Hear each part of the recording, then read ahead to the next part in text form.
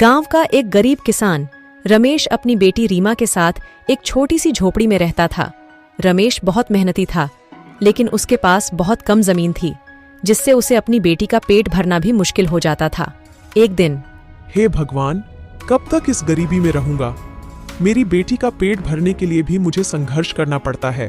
पिताजी, मुझे बहुत भूख लग रही है। बेटी, थोड़ा धीरज रख, मैं अभी कुछ खाने का इंतजाम करता हूँ। रमेश बाहर जाता है और कुछ काम करके कुछ पैसे कमाता है। वह घर वापस आता है और रीमा को कुछ खाने के लिए देता है। गांव में ही एक अमीर व्यापारी श्याम अपनी पत्नी और बेटी सुमन के साथ एक बड़ी हवेली में रहता है। उसके पास बहुत पैसा और संपत्ति था। आज मैंने एक नया व्यापार शुरू किया है। मुझे यकीन है कि इससे मुझे और भी ज्यादा पैसा मिलेगा। ये तो बहुत अच्छी बात है जी। सुमन अपने पिताजी से कहती है, पिताजी, क्या आप मुझे एक नई कार खरीद कर देंगे? जरूर, मैं तुम्हें एक नई कार खरीद कर दूंगा। एक दिन रीमा स्कूल जा रही थी, तभी रास्ते में श्याम की बेटी की गाड़ी से टकरा जाती है। रीमा घायल हो गई और उसकी किताबें भी फट गईं। सुमन रीमा को गाली देता है और चली जाती है। हे भगवान, अब क्या होगा? मेरी किताबें भी फट गई हैं। रीमा रोती हुई घर वापस आई। रमेश रीमा से पूछता है कि क्या हुआ है। रीमा सारी बात बताती है। रमेश बहुत गुस्सा होता है। ये तो बहुत ज्यादा हो गया। मैं श्याम को सबक सिखाऊंगा। रमेश श्याम के घर जाता है और उससे रीमा के लिए माफी मांगने को कहता है। श्याम रमेश को अपमानित करता है और उसे अपने घर से भगा देता है। रमेश बहुत दुखी होता है। क्या गरीब होने का यही दंड है? मुझे अपमानित किया जाता है और मेरी बेटी के साथ अन्याय हुआ है। गांव के लोगों को रमेश की कहानी पता चलती है। वे रमेश की मदद करने का फैसला करते हैं। हम रमेश के साथ हैं। हम श्याम के खिलाफ विरोध करेंगे। गांव के लोग श्याम के खिलाफ विरोध करते हैं। श्याम को गांव वालों का गुस्सा देखकर डर जाता है।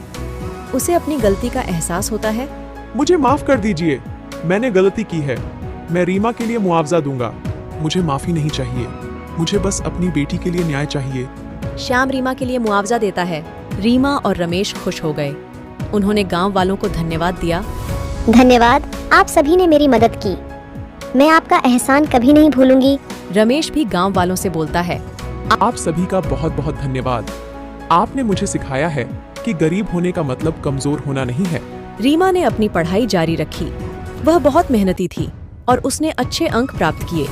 मुझे डॉक्टर बनना है और गरीब लोगों की मदद करनी है। सुमन भी रीमा से प्रेरित होकर पढ़ाई में ध्यान देने लगी। उसने भी अच्छे अंक प्राप्त किए। कुछ साल बाद रीमा एक डॉक्टर बन गई और गांव के लोगों का इलाज करने लगी। अब मैं गरीब लोगों की मदद कर सकती हूँ। हम हमेशा गरीबों की मदद करेंगे और समाज की भलाई के लिए काम करेंगे। रमेश और श्याम भी अच्छे दोस्त बन गए। उन्होंने मिलकर गांव के लोगों की मदद की। हमें अपनी गलतियों से सीखना चाहिए और समाज के लिए कुछ अच्छा करना चाहिए। गांव में खुशी और समृद्धि का माहौल था। सभी लोग रमेश, रीमा, सुमन और श्याम को धन्यवाद दे रहे थे। इस कहानी से हमें यह सीख मिलती है कि गरीब और अमीर में कोई अंतर नहीं होता है। सभी को समान अधिकार और अवसर मिलना चाहिए। शिक्षा जीवन में सफलता की कुंजी है।